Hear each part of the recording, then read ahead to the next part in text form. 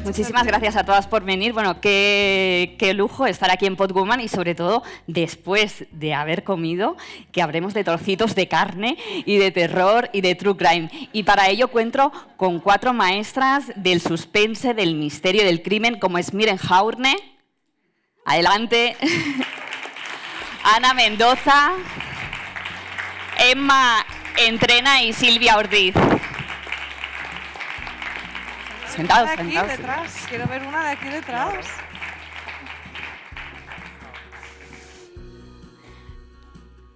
Bueno, aquí estamos para, matar a alguien. Yo estaba hablando con cada una de ellas, incluso con Ana.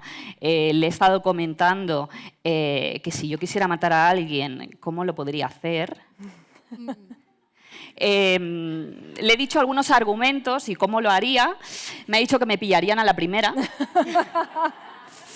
Entonces, bueno, vamos a ver por dónde vamos hoy, ¿eh? Al igual no me decido y no lo hago. Venga. ¿Vale? Voy a presentar a cada una de ellas, ¿vale? Un poquito. Miren Jaurne, de Mimicidios, de Podimo.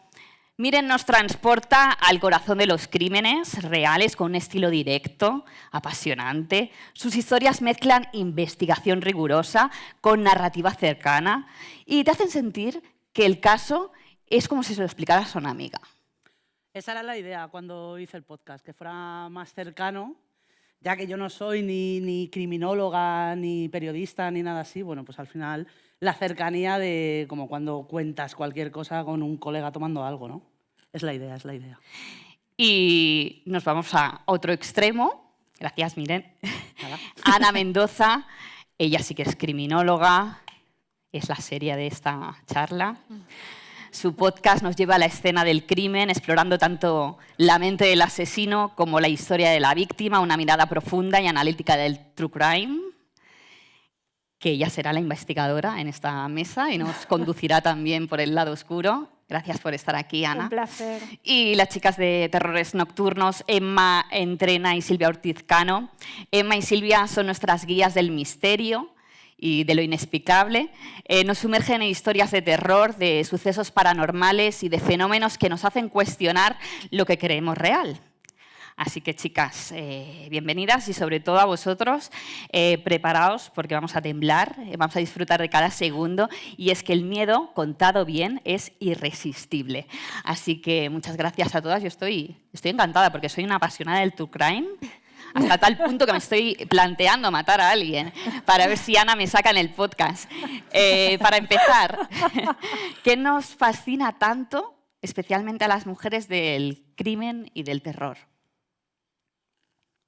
Porque hay estudios, como mencionaba María, hay estudios, ¿no?, que contrastan que a las mujeres nos apasiona demasiado. Sí, yo creo que en general a todos nos gusta el crimen, de ahí, o sea, quiero decir, el crimen nos ha gustado desde siempre, no es de ahora. En España estaba ya el caso con el franquismo y mucho antes ya se hablaba de crímenes y ahí están pues el Ley y Orden o Mentes Criminales que no sé, llevan chorro mil temporadas que me las trago todas, además. Porque yo creo que al final resolver un misterio forma parte del ser humano, ¿no? El qué ha pasado, por qué, qué han hecho, tal.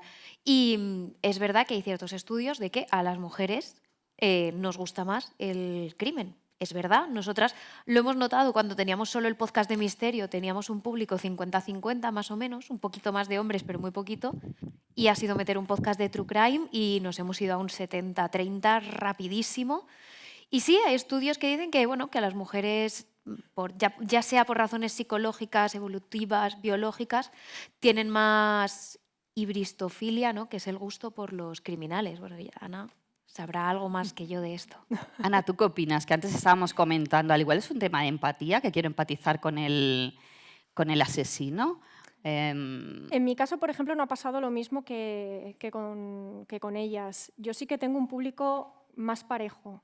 Tengo 50-50, pero en mi caso yo creo que es por el enfoque que le doy en el podcast, porque no solo cuento la historia, sino que también analizo los perfiles victimológicos y también los criminales. Entonces, entiendo, pero esto es un razonamiento puramente mío, de que sí que hay un interés a la hora de comprender un poco la mente de lo que es el asesino. Por eso yo creo que las estadísticas en mi caso son más parejas. Sí que es cierto que por regla general, el tema de las mujeres a la hora de valorar el true crime, a la hora de escuchar podcast o ver series, sí que es más alto. Pero dentro del mundo de la investigación, para comprender la mente del asesino, sí que es verdad que no solo tradicionalmente, sí que hay, por ejemplo, Beatriz de Vicente, etcétera, más actuales, pero son los que se han centrado en el estudio de la mente criminal desde César Lombroso en el siglo XIX. Entonces, son los que han tenido ese interés por averiguar los comportamientos de los asesinos. Entonces, mi propia deducción es esa, que son los análisis que yo hago de los casos los que creo que atraen también un poco ese público masculino. Me estabas hablando de perfiles, luego vamos a hablar de algunos perfiles que hemos estado hablando durante la comida, que eran muy interesantes, que no los tenía anotados, y vamos a ir sacando cada trocito de cada uno de ellos. ¿Y cuál es tu mirada, Miren, en el true crime? Que es muy diferente a la de Ana, por ejemplo. Sí, es que yo no estoy tan de acuerdo con lo de la hibristofilia. Yo creo que a las mujeres es el grosso, el mayor porcentaje que escucha true crime, también porque es el mayor porcentaje de víctimas de crímenes violentos. Sí, entonces, justo eso se lo comentaba yo a Ana. Claro, entonces yo creo que hay una parte, hay un pequeño porcentaje de morbo, hay un gran porcentaje de ponernos ese reto a nosotras mismas de qué haría yo en esta situación, y luego hay un porcentaje también, por supuesto, muy grande de empatía y de conocer diferentes casuísticas y tipos de crímenes. Y yo, a título personal, lo que hago es contar la historia de la víctima, porque estoy un poco en contra de esa corriente de exaltación, que os lo dejo a los profesionales, que para eso estáis. Yo no me puedo poner a hacer el análisis o un psicoanálisis de un criminal, entonces me gusta ensalzar y recordar y darle ese espacio a la víctima y contar toda su historia. ¿Cómo lo trabajas cada podcast, por ejemplo, en tu caso? Pues yo puedo conocer el crimen, o incluso si es un asesino en serie, un asesino que tiene varias víctimas, una de las víctimas con la que pueda recabar toda su información desde la fecha de nacimiento, entorno sociocultural, socioeconómico, familiar, y contar hasta el crimen y el después del crimen. Toda la batalla legal, la repercusión que tuvo para sus seres queridos, si repercutió en la legislatura del país o el Estado, depende de dónde sea. Entonces, siempre, pero con el hilo conductor siempre de la historia de la víctima. Y hablando de historias macabras, por ejemplo, en vuestro caso, que también os centráis en paranormal y todo esto, ¿qué engancha entre lo real y lo sobrenatural? ¿Cuáles son vuestros podcasts, vuestros episodios más exitosos? Pues exitosos siempre, por ejemplo, a nivel paranormal, todo lo que tenga que ver con el matrimonio Warren es 10 de 10, porque al final son su matrimonio que dio la vuelta al mundo. Pero yo creo que en general lo que puede enganchar en estos casos es que siempre hay como lo curioso a si creer o no, ¿no? En plan, ¿crees o no crees?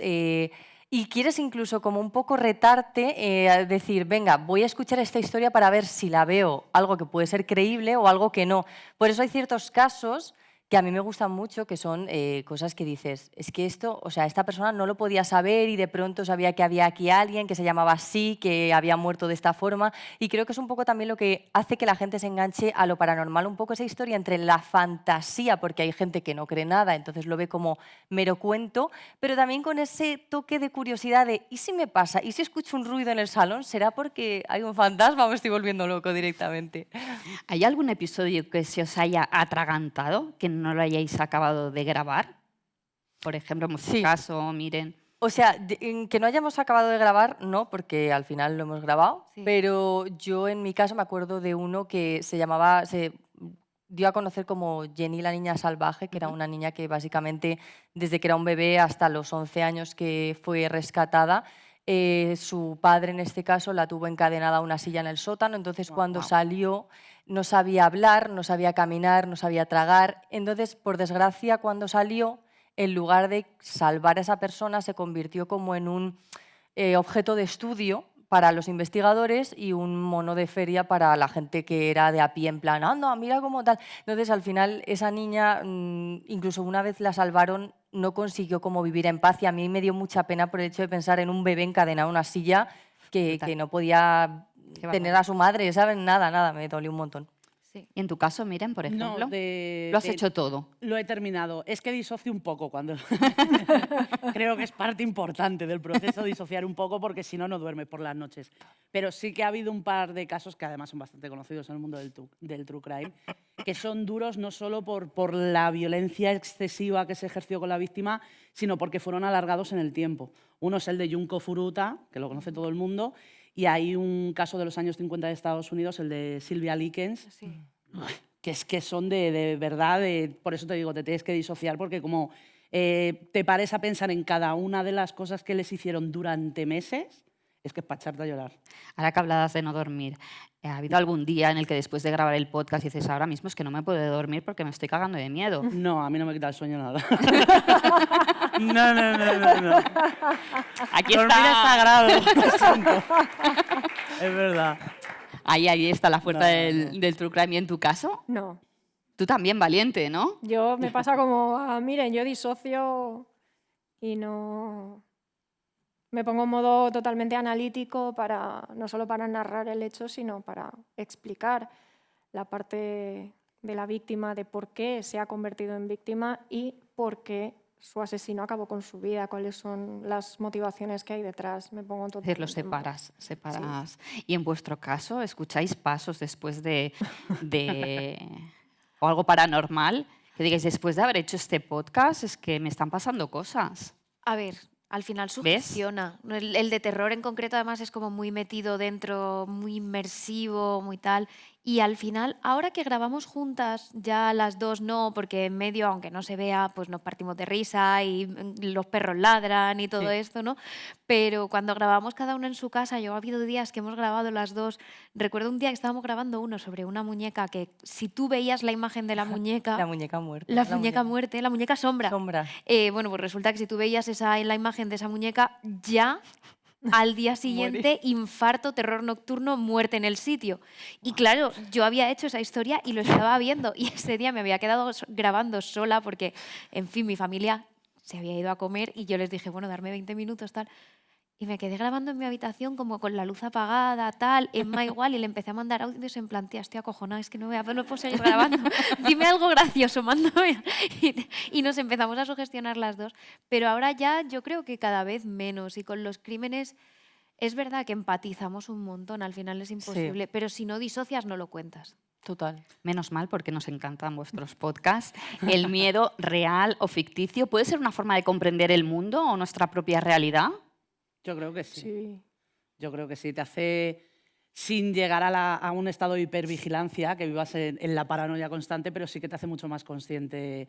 Yo creo que mucha gente, después de escuchar un caso, un episodio de True Crime, más de crímenes que a lo mejor de algo paranormal, o incluso a lo mejor también paranormal, pero yo creo que después de escucharlo ha sido más consciente de opciones que toma a lo mejor en su día a día. Sí. Yo creo que probablemente hay gente que ha dicho, pues a lo mejor cuando baje del bus de camino a casa, en vez de tirar por el atajo oscuro, me voy por la calle derecha, ¿sabes? Bueno, al final adoctrináis, digamos, a los oyentes, de alguna manera. A mí me gusta pensar que damos pistas para que les sigan teniendo aprecio a su existencia. Porque la gente tiene como Me un pensaba que desapego. decir, damos pistas para cometer el crimen. No, para cometer el crimen no. Para cometer el crimen no. O sí, depende. Cuando hablamos de true crime y terror, siempre existe un debate sobre la ética y el morbo, que tú lo comentabas antes. El límite entre narrar y aterrorizar, ¿cómo manejáis esto vosotras en vuestros podcasts? Bueno, nosotras creo que ahí lo bueno que tenemos es que ambas a la hora de estudiar periodismo creo que nos ayudó bastante y trabajar como periodistas nos ayudó bastante a separar un poco eso y no llegar a profundizar y sacarle el morbo a las cosas. Sobre todo, ya no a las cosas, es que cuando haces morbo estás hablando de vidas de personas que han arrebatado, que le han hecho las peores cosas del mundo, entonces no quieres faltar al respeto ni a la persona ni a todos sus seres queridos que se siguen acordando de ella a día de hoy. Entonces, en eso nosotras intentamos siempre poner una veda.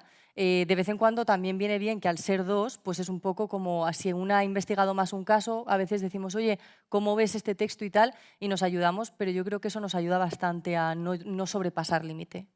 Y en tu caso, Miren, ¿cómo lo tratas? Pues yo, en mi caso, que no soy ni criminóloga ni periodista, es principios puros y duros. O sea, creo que cuando queda muy claro y se nota mucho cuando alguien está ahondando en el morbo de forma gratuita, Y yo a título personal en el podcast lo que hago es, si no es no relevante, pero tampoco ahondar en cómo la víctima ha muerto, si no va a tener luego algún tipo de repercusión legal, que sea un ensañamiento, pues entonces sí haces mención al número de X puñaladas o lo que sea, pero no ahondar, no regocijarte en esos momentos de sufrimiento, en cómo debió sentir, porque no lo sabemos en esos momentos. Entonces creo que es bastante fácil discernir cuando alguien se está regocijando en el fango y cuando simplemente estás contando una historia y dando datos basándote en datos.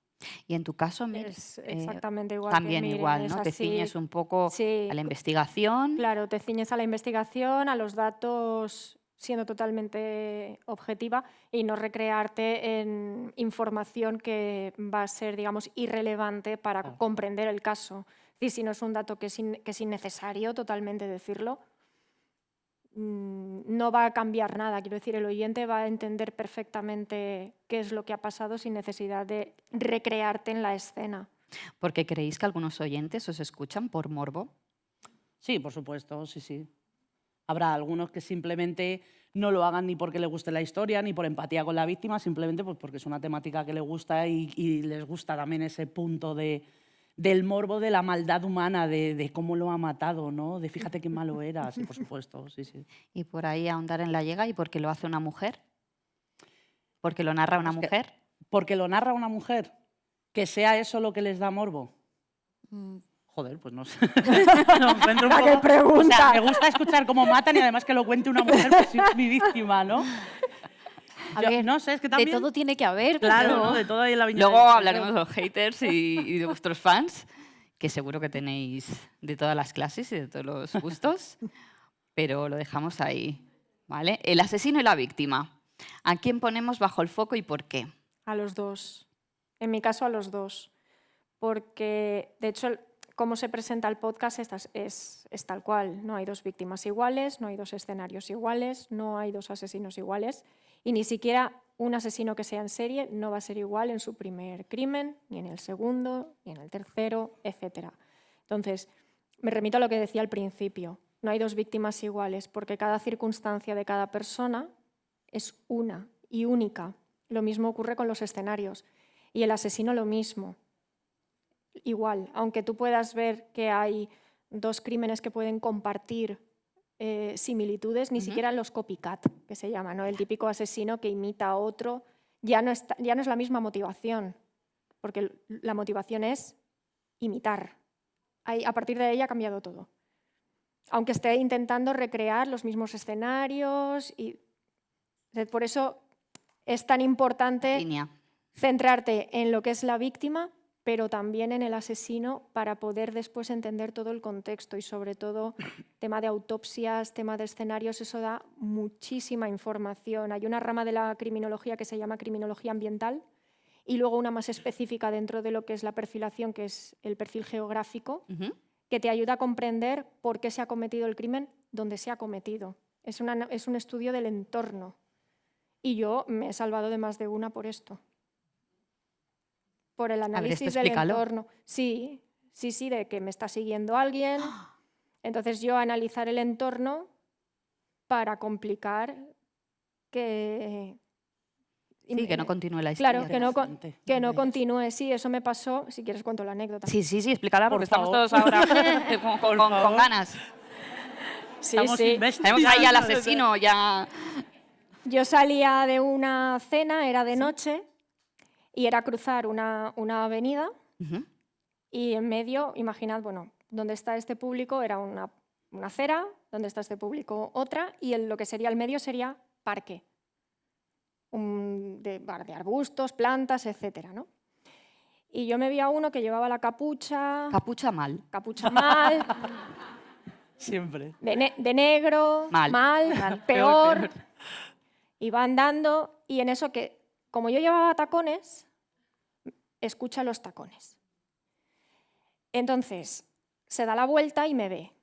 Entonces, él empieza a caminar más lento, yo empiezo a caminar más lento porque lo que no quería era pasar por delante. Claro. Aquel empieza a caminar más lento, yo más lento, acabamos yendo para atrás, volvimos a 1997. Ya iba prácticamente parado, yo me bajo, yo sin perderle de vista, hago como que me recoloco el zapato y él se va por la parte derecha, yo me voy por la parte izquierda para dar un margen. Entonces, yo tenía el coche aparcado al fondo. Claro, eso él no lo sabía, tampoco se lo iba a decir. Claro. Y veo que gira a la derecha y me mira para ver hacia dónde voy yo. Entonces, cuando yo lo veo que se va a la derecha, me detengo para ver hacia dónde va él. Yo no lo perdí de vista. Y cuando gira a la esquina de una casa, vuelve para atrás para asomarse y ver hacia dónde iba yo. Entonces, como vi que él continuaba, lo que estaba haciendo era dar la vuelta a la manzana para cruzarse de frente conmigo. Entonces, yo me metí en el coche, me cerré las puertas y esperé. Y efectivamente apareció y se empezó a poner así y yo arranco el coche, enciendo las luces. Hasta luego. Hasta luego. Wow. Entonces, analizar bien el entorno donde tú estás. Sí. Si yo no hubiera tenido el coche ahí, hubiera vuelto para atrás porque justo estaba una comisaría de la policía local. Vale. Pero como yo tenía el coche ahí, sabía que no le iba a dar tiempo a encontrarse de frente. Entonces, analizando el entorno es muy importante, que te puedes salvar de más de una. Claro, yo estoy pensando en casos que yo también me he sentido un poco en esa situación, al igual es que estoy loca y pienso que todo el mundo me persigue, pero puede ser. Pero lo que me ha pasado a mí muchas veces es que he pensado que me están persiguiendo y empiezo a correr. Y yo creo que más de uno pensará, ¿y esta tía loca qué hace corriendo por la noche? ¿Sabes qué funciona? ¿Correr? No. No, mirarlos como si no estuvieras bien, como si acabaras de salir de un psiquiátrico, que eso también me ha pasado. Eso es lo mejor. ¡Oh, Totalmente. esto sí! ¡Esto me gusta! Sí, que también me ha pasado. También el típico de negro, no sé qué, y yo ir delante hacia él encarado, y él me miraba y yo lo miraba, y yo me sonreía, y él me miraba, y aquel... La presa eres tú. La presa eres tú. Y pasar por su lado y hacerle... Me gusta, me gusta. Y coger el patinete, meter la tercera y salir escopetado él. ¡Qué bueno! Esa también funciona. Esa me ha gustado, ¿eh? Sí, funciona. Hombre, para locas nosotras. Claro, esto está peor que yo. ¿Vosotros os habéis encontrado en alguna situación así, aunque sea paranormal? ¿O no tanto? A ver, paranormal no. O sea, paranormal no tanto, pero encontronazos de ese tipo... Sí, yo sí que... A ver, yo encontronazos por desgracia, yo creo que el hecho de saber que toda mujer en algún momento ha sentido que la miraban, la seguían y tal. Yo me acuerdo que una vez analizando el tema del entorno, pues nada, algo rápido, salimos de una discoteca mi amiga y yo. Mi amiga esa noche había dicho, yo me voy a beber hasta el agua de los floreros. Entonces yo dije, yo me voy a relajar porque aquí hay una tiene que cuidar de la otra. Entonces, y salimos y ya no había nadie en la discoteca y ya no había nadie fuera y había solo como 4 chavales que además yo soy una tía bastante alta, pero es que todos esos tíos eran más altos que yo y mi amiga era más chiquitita. Y mi amiga estaba como en el mundo de Yupi, claro, ella iba a su bola. Y los chicos nos empezaron a hablar. Y mi amiga les empezó a responder en plan, sí, tal, no sé qué, lo que ellos nos preguntaban, ¿vais a otro lado? No sé qué. Y claro, ¿qué pasa? Que mi amiga se medio apoyó al lado de uno que estaba sentado y yo dije, venga, vámonos, que nos tenemos que ir ya. Y cuando hice así para irme, hubo uno que me cogió de la cintura, me echó para atrás y me dijo, hey, ¿a dónde vas? No, si lo estamos pasando muy bien, estamos aquí empezando a hablar. Y entonces dije, entorno, y miré alrededor. Y al fondo vi un coche que era un coche de Uber, pero en ese momento no era tan común lo del tema de Uber y tal, más que nada porque es que era negro y tal. Y dije, y se paró justo, pero era como a 2 manzanas. Y apagó las luces. No. No, se paró allí porque estaría esperando a alguien. Y entonces yo dije, y claro, empecé, ya estamos otra vez. Digo, es que ya está ahí mi padre, siempre igual, nos viene a buscar, tal. Claro, los chicos se quedaron así y dicen, ¿ese coche de ahí es tu padre? Y yo, sí, es que me hace lo mismo, me da igual la edad que tenga, siempre tal. Como que me cabré como si fuese él. Entonces los chicos me abrieron paso a mí y a mi amiga y dijeron, Hasta luego. vale, chao, hasta luego. Y fue por eso, por ver en el entorno y pensar rápido y decir, voy a decir esto. Y punto. Es Bueno, que esto al final nos hemos salvado, ¿eh? Todas. Sí, aquí estamos de momento. Es que esto al final ilustra lo que decía yo antes de, por el mero hecho de ser mujeres, esto lo llevamos como un poco de serie, Sí. pero es cierto que si escuchas True Crime te puede hacer ser un poco más consciente del entorno sin llegar a la paranoia, a la hipervigilancia para este tipo de situaciones. Claro. Hablando de mujeres, ¿cómo influye esa mirada femenina en la construcción de las historias? Pues desde una perspectiva que, por desgracia, solo tenemos nosotras por la realidad que nos toca vivir. Exacto. Y no es demagogia, son hechos y punto. Es una realidad.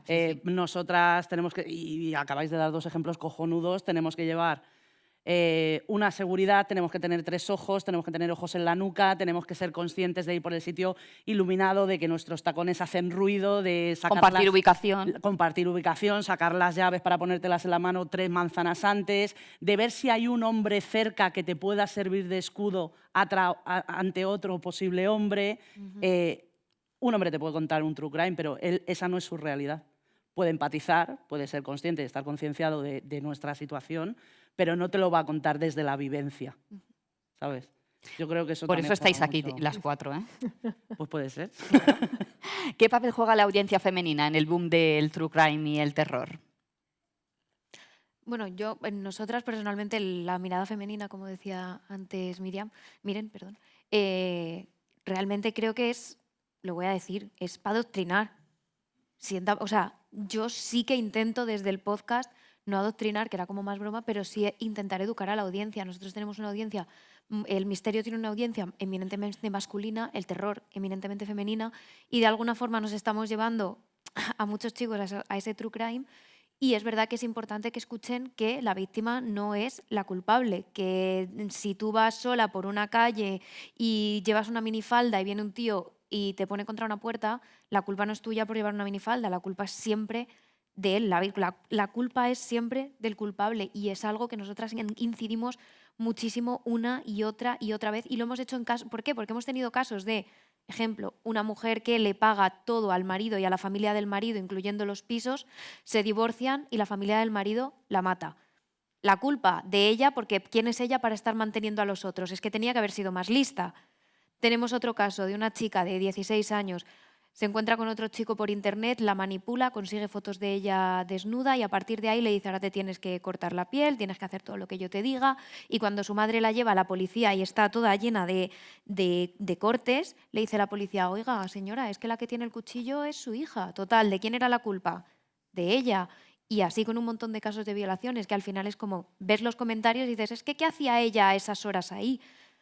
Bueno, es que da igual. ¿Qué pasa? ¿Que en todas las situaciones la culpa es de ella o qué? Entonces, yo creo que ahí la mirada femenina es muy importante para que también eduquemos al resto de mujeres es que es tu derecho estar ahí y la culpa no es tuya, y sobre todo para que eduquemos a los hombres, aunque me encantaría que hubieran más, porque en los eventos para podcast creados por hombres vamos hombres y mujeres, pero en los de mujeres aquí no tenemos tantos hombres, ¿no? El ser mujeres no interesa tanto, supongo, para ellos. Entonces, yo creo que es una forma también de educarlos a ellos en esto.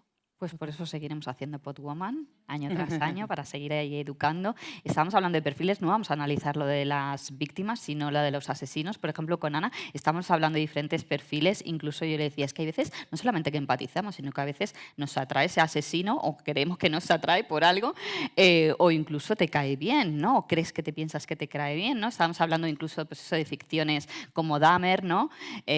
O incluso hablamos de otro perfil que no tiene nada que ver, como el de Daniel Sancho, que decimos: madre mía, este hombre qué torpe fue, ¿no? En hacerlo todo, hasta el ticket, lo engancharon con todo. Vamos a analizar algunos perfiles que tú me has mencionado alguno. ¿Cuál es el que más te ha impactado?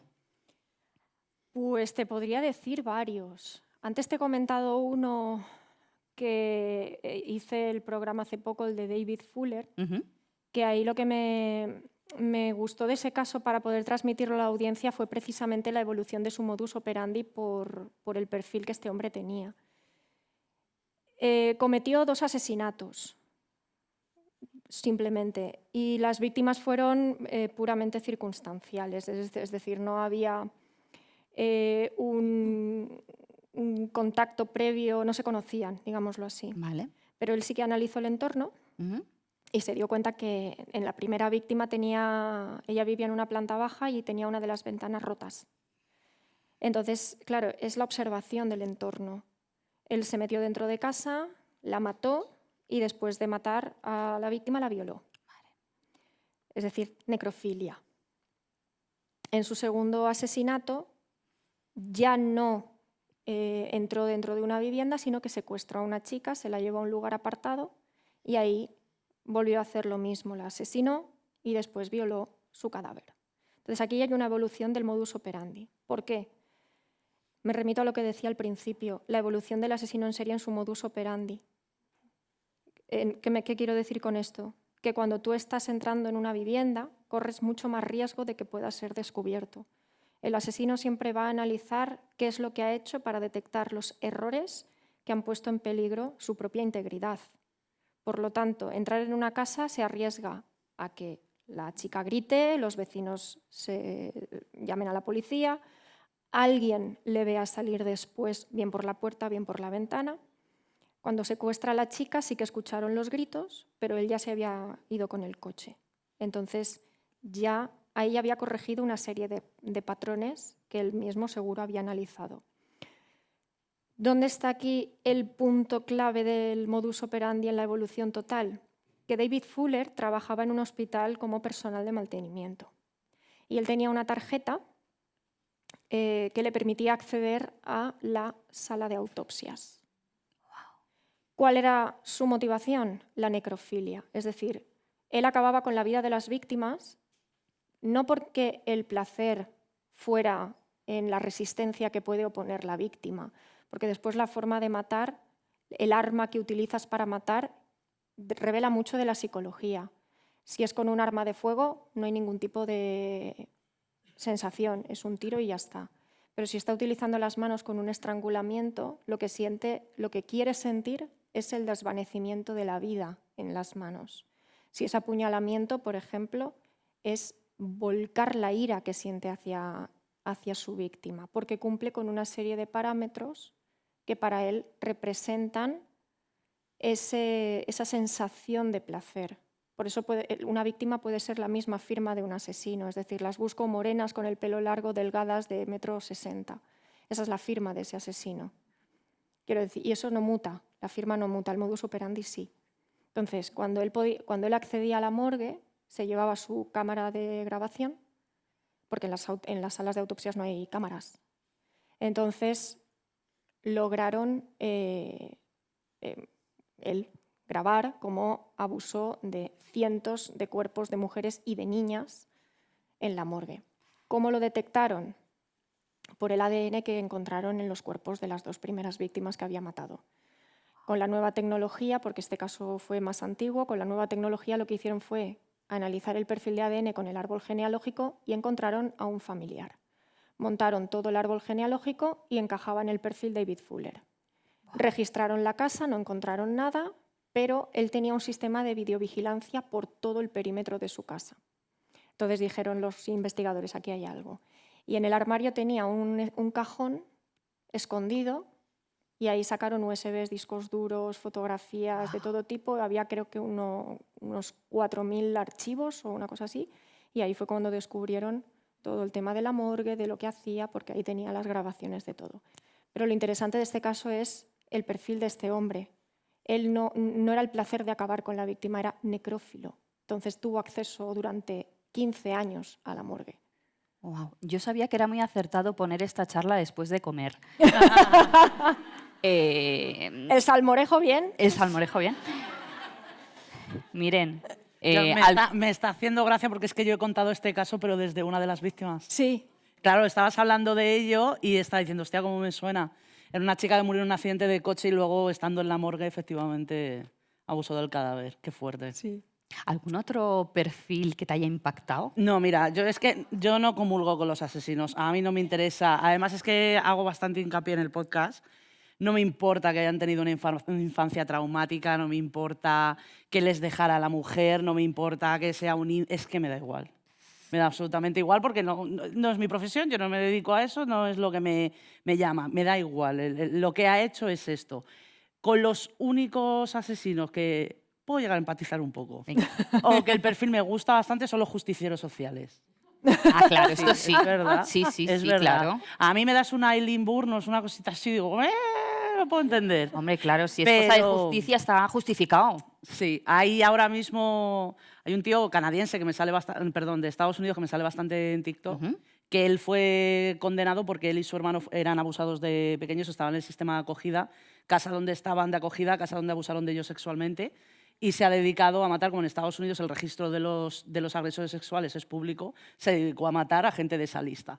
Y hay una imagen muy famosa de él cuando le están condenado mirando a su hermano sonriendo, en plan, esto va por nosotros. Ya está en la calle, ya tiene TikTok y habla de su experiencia y todo el rollo. Y es como, pues es algo que yo puedo aprobar, por ejemplo. Es el único tipo de asesino que me importa, la verdad. Y el de Gypsy Rose, que le has hecho mucho Bueno, seguimiento. Pero es que Gypsy era mata o muere. No es verdad, era mata o muere. O sea, ¿cómo no vas a apoyar a esa pobre mujer? ¿Y vosotras algún perfil para destacar? Uf, a mí me gusta mucho, creo que es que el del que habla Sí, Miren, yo que también es lo he El pensado. Vengador de Alaska, que es, Es un caso muy bueno. que hemos contado, que está genial, la verdad, le aplaudo. ¿Ves? No siempre matar está feo. O sea, depende, Hay excepciones. Ay, claro. depende de la víctima, es que hay gente... No, es broma. A mí tengo que decir que consigo empatizar a veces con los motivos. Me pasa con una bomber, por ejemplo. O sea, obviamente no empatizo con que mandara bombas por el sistema de correo y quisiera hacer pum las cosas. Pero es verdad que más allá de eso tenía una filosofía muy anticapitalista, muy en el sistema social, muy como diciendo este mundo es tan injusto que literalmente quiero echarlo a la mierda, que hay veces que pienso, soy yo cualquier lunes por la mañana cuando tengo que ir a trabajar realmente, ¿no? Era el Luigi Mangione original. Claro. Incluso sí que, por ejemplo, Ed Kemper, hay un momento, cuando estaba viendo la serie de Mindhunter, seguro que la habéis visto y si no, es buenísima, que están ahí investigando a Ed Kemper y dice uno, hostia, es que este tío me cae objetivamente bien, ¿no? Es justo como, lo que iba a decir. entonces es algo como que me sorprende el punto de que hay asesinos que los ves por la calle, hay otros y dices, este tío es un asesino, pero vamos. Pero hay otros que los piensas y son tíos súper afables, súper majetes, ¿no? Un poco como los maltratadores, ¿no? Que luego siempre dicen, no, pero ¿cómo va a ser? Es imposible, ese hombre era buenísimo. Ya, bueno, es que esa es la cara que da. Entonces a mí es algo que me impacta mucho en los criminales, ese cambio, ese doble rasero. Y una cosa más que me ha impactado mucho de los criminales es que nosotras, a mí sí me gusta mirar como la infancia y un poco la familia del asesino, aunque como dices tú, A Miren no le interesa. es que me da igual. O sea, Bueno, pero la miro por curiosidad, pero es verdad que no hay ningún tipo de justificación. Y hay un denominador común que sale muchas veces, que es el bullying, el acoso escolar. Me Es verdad. parece También que delito. salen muchos...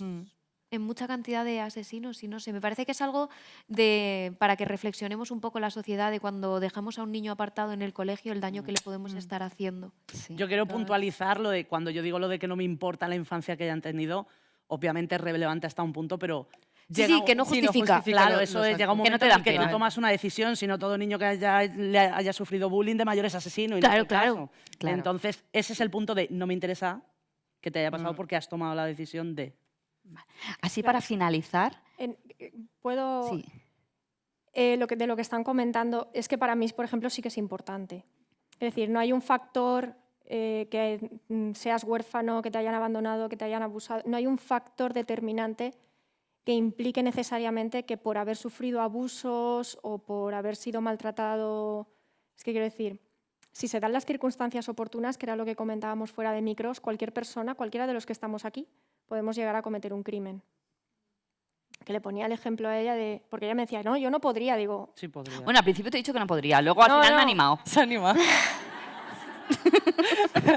Claro, porque digo, vale, tú no podrías. Ahora imagínate que le están haciendo algo a tu hija. Entonces he dicho mato. Claro, efectivamente, si se dan las circunstancias, claro, pero cuando Pero ese estamos sería hablando un ya... crimen no reprochable, ¿ves? Lo que decíamos antes. Bueno, Lo que pero sí que te he mata, dicho ¿no? que sería incapaz de hacer trocitos de carne porque realmente no sé cómo hacerlo, tendría que hacer un máster y luego lo de meterlo en la maleta, transportarlo, no tengo fuerza. Pero lo que quería decir es eso, que la infancia sí que te puede revelar ciertos aspectos de las conductas de cada uno durante la etapa adulta porque son huellas emocionales que se van generando a lo largo del tiempo y que se van quedando como una marca a nivel emocional y que te puede dar perfectamente la motivación de por qué está cometiendo y puedes tener que echar mucho tiempo atrás para poder comprender el fenómeno. Bueno, esperemos que nuestro público no tenga muchos motivos para matar hoy. Así como para finalizar, ¿algún hater o algún fan que se haya obsesionado con vosotras a través de escuchar vuestros podcasts? Aquí hay chicha, aquí hay chicha. Aquí hay Yo lo material. sabía, yo lo sabía. A ver, yo creo que por desgracia, un poco lo que... ¿Está aquí? No. No, espero. No, pero por desgracia al final es lo que hablábamos antes. El tema de ser mujer, pues hay gente que sumado a que le puede interesar el tema y por eso llega a ti, llega a tu podcast o lo que sea, de pronto se obsesiona. Y en nosotras se nota mucho porque somos dos. Entonces de repente hay uno, y además lo digo en masculino porque siempre han sido hombres hasta ahora, que se obsesiona con una de las dos. Entonces es cada historia que sube, cada tal, le comenta en el vídeo, le responde o nos escribe al Instagram de la otra para hablar sobre no sé qué. En plan, ay, Silvia, no sé qué, y me escribe a mí. O sea, llega un momento obsesivo que es verdad que al final es WhatsApp, o sea, WhatsApp no, menos mal, sino que son redes sociales, que es una pantalla y demás, pero llega un momento en el que es bastante incómodo porque dices, no sé hasta qué punto va a ir la cosa y va a seguir. O sea, básicamente hemos tenido, por poner ejemplos, tenemos un señor en Facebook que desde el año 2021 todos los días nos escribe: Emma, te quiero,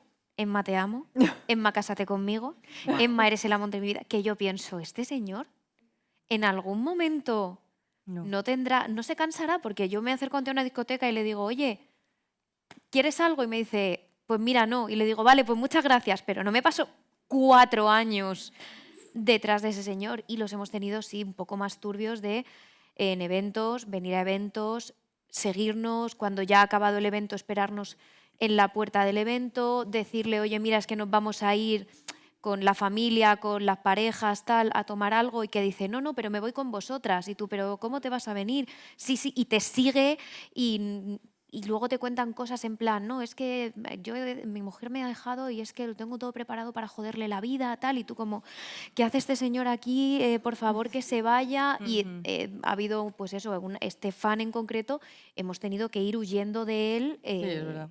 hasta que al final No os parece que se preocupéis, calma. que hoy salimos todas juntas. Vale.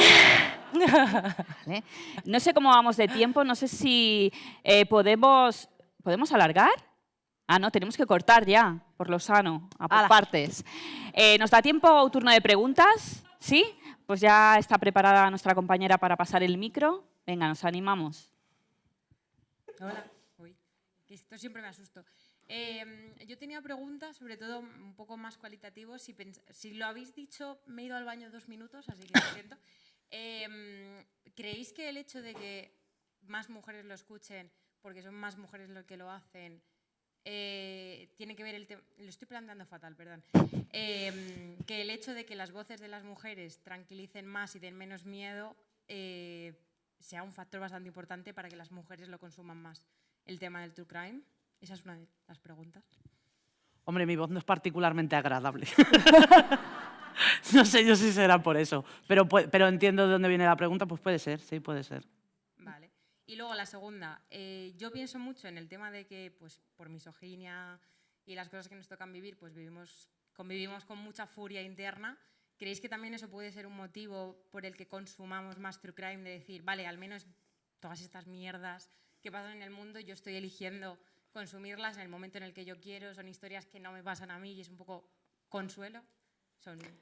A ver, en ese caso sí que los estudios que hay sobre el tema de la consumición de true crime es como una atracción por parte de la mujer a nivel inconsciente, como una autoprotección. Es decir, es para como entender qué escenario se puede encontrar para poder